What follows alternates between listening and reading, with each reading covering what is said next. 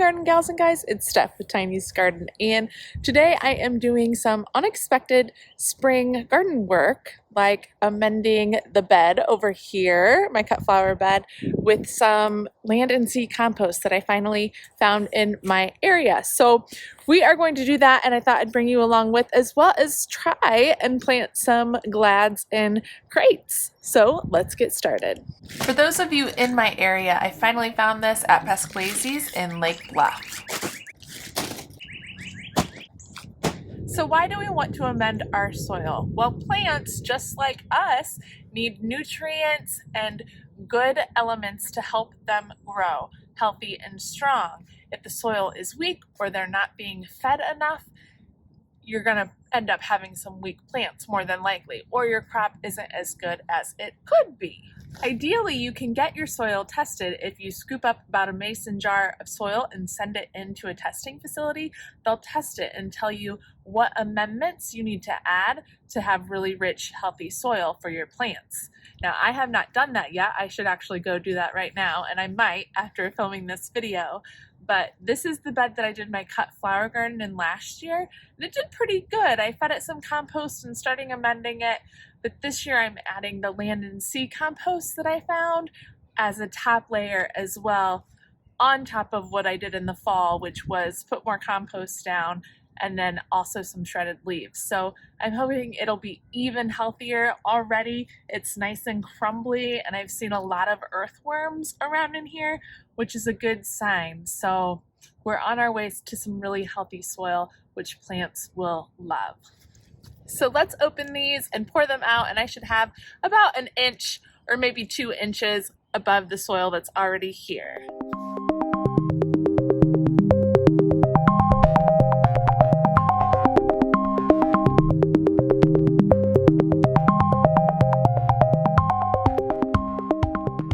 And then we'll go get a landscape rake and rake that out. There it is. I hear Brixie. You see her? There's Mom. I told you she was out here.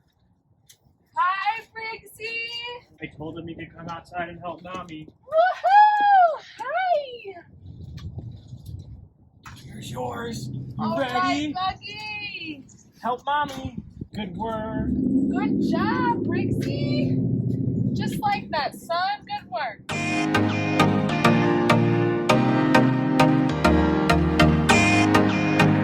High five. Can I hug?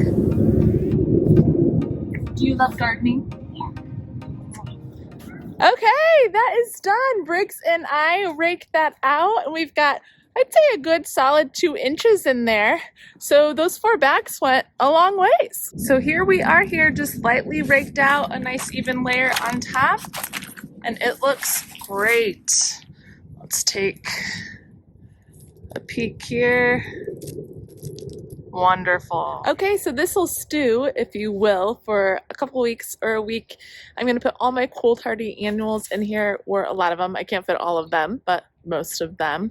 And that just allows the soil and the nutrients to come to fruition, basically. It also wouldn't be a big deal if I would plant in here right now.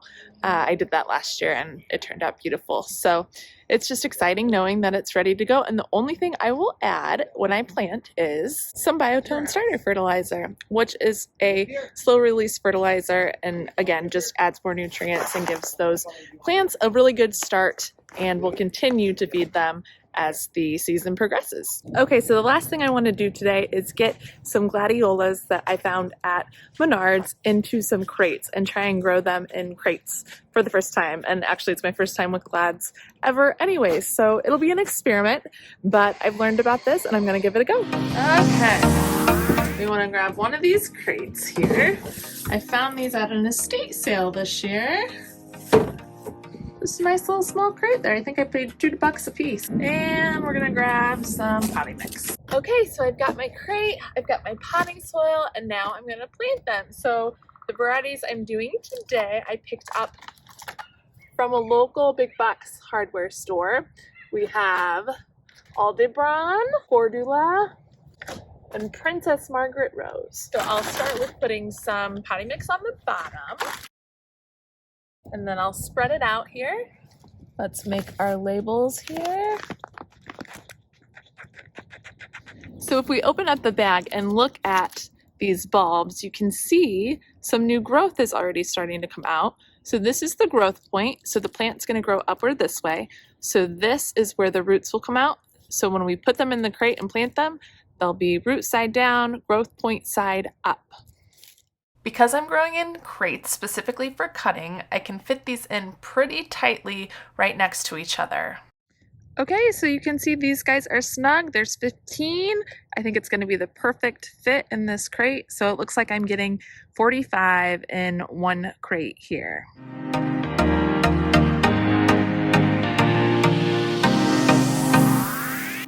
There they are, all tucked in there. We've got Aldebaran, Cordula, and Princess Margaret. Should look pretty with the striking red in the middle and then those two color combinations on the outside with a little red and yellow in each. Okay, now I'm just going to come in with a nice layer of soil, probably 3 to 4 inches.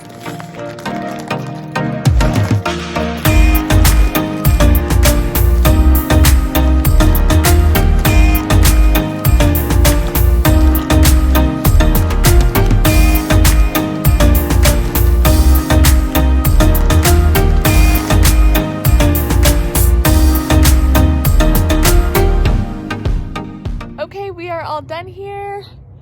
There it is, 3 to 4 inches on top. And just so you know, there's drainage holes at the bottom of this crate so that if it rains or when I water them to make sure they have a little bit of moisture, it will allow excess water to come out of the bottom. That's important. I'm also going to, I think, give them just a sip of water and then put them in the greenhouse and let them sit there for a little while and see how they do. Again, this is an experiment. My first time doing this, so we'll see if it works and see what I learn. I really packed it in there because this is a way to save a lot of space and get a lot of cut flowers in one little area. So wish me luck. I hope it goes well. If you've done gladiolus in crates, I know some people do tulips as well in crates. Let me know any tips and tricks that I'm missing that are really important to know. I would love to hear.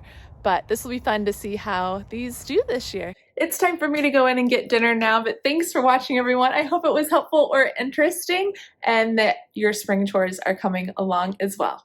A lot to get ready for this year, am I right? Thanks for watching. We'll see you in the next one. And as always, happy planting.